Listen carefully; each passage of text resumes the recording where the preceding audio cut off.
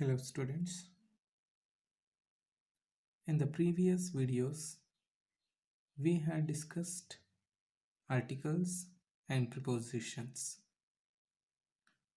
In this video, we shall discuss what are question tags and their functions in the sentences we use in our daily conversations. In English language, question tags are the group of words which might be more than two words. They are used in sentences while making conversation after a kind of statement. While we make a statement, usually we want someone to agree with our point. Sometimes, or else, we need confirmation for our own statements, and in certain other circumstances, we want to emphasize of the point we make in our conversation. In these situations, we usually make use of question tags. And whenever we are using particular sentences, the intonation also matters. And according to the intonation of the sentences, the purpose of the person differs. For example, that was a good movie. Here, if we are not confident enough, if we are only 50% confident about our own statement, and if we are willing someone to agree with our point, then we can use the question tag, wasn't it? And certain other time you know that the movie is very good and the percentage is 70, then you need the confirmation. In such a situation also, you need to use the question tag, wasn't it? In certain other time, when you are completely confident, or your friend also is very much happy with the movie and you have realized it, in such a situation, if you made a statement like, oh, that was a movie, that was a good movie, then also you want to make, or you want to give a question tag as, wasn't it? Here you just want to emphasize the point you make. Whenever you are willing to use the question tags, usually these are the situations you come across. So let's discuss many examples which we come across in English language in various situations. The first point is that whenever we are dealing with the examples with to be verb forms,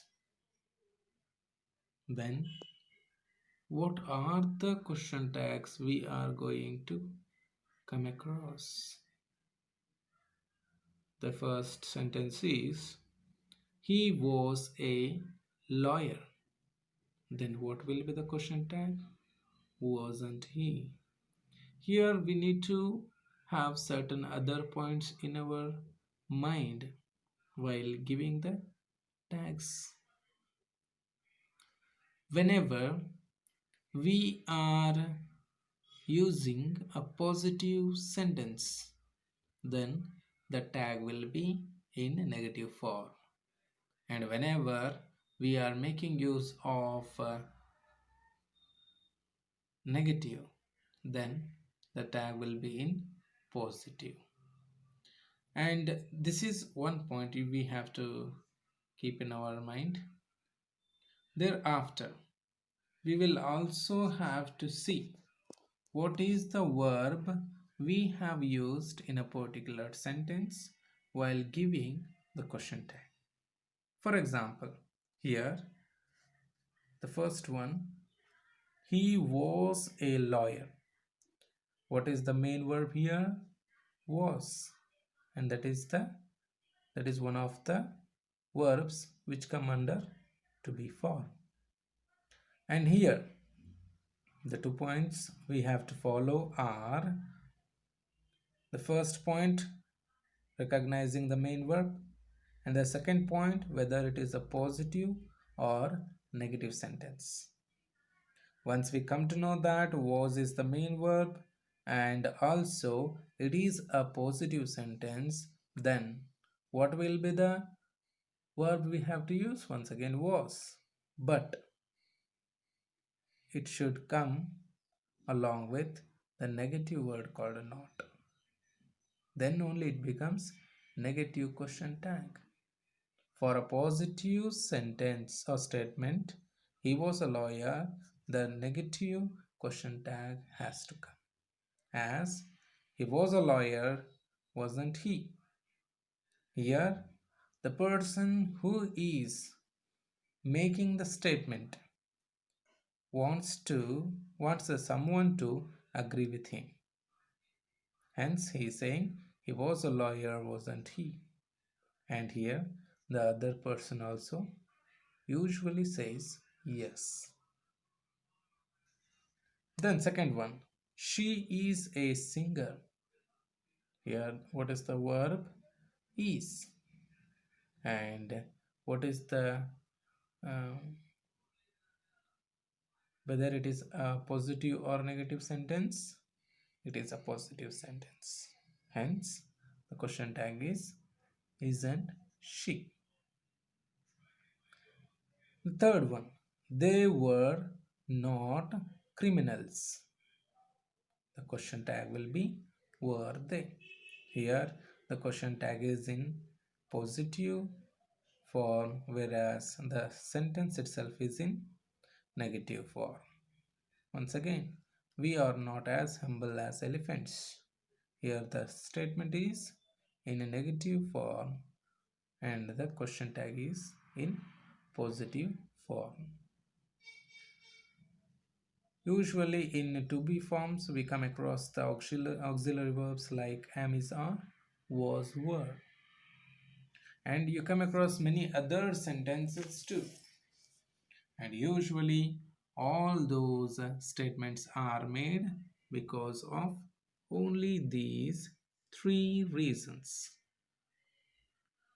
Let's go once again towards some other examples which come along with do verb forms. For example, I go to temple. Here the sentence is in simple present tense. And here we do not find any auxiliary verb. For some students, it makes them confused because earlier I had told that once we come across a particular sentence, we have to find the main verb of the sentence or the helping verb of the sentence. Thereafter, whether it is a positive or negative sentence.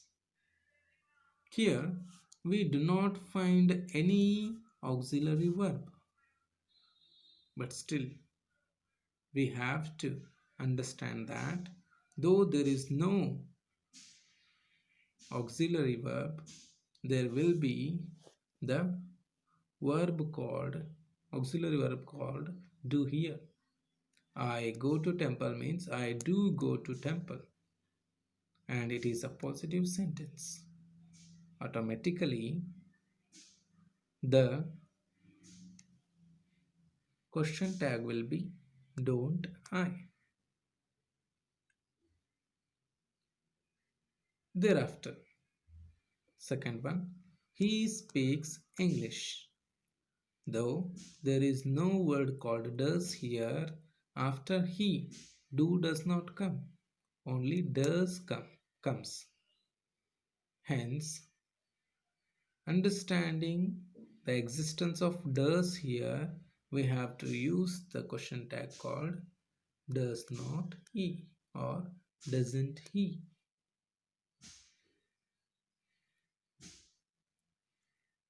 Third one, the device did not understand my language. Here, the question tag will be did it. Next, she does not listen to my words. The question tag will be does she.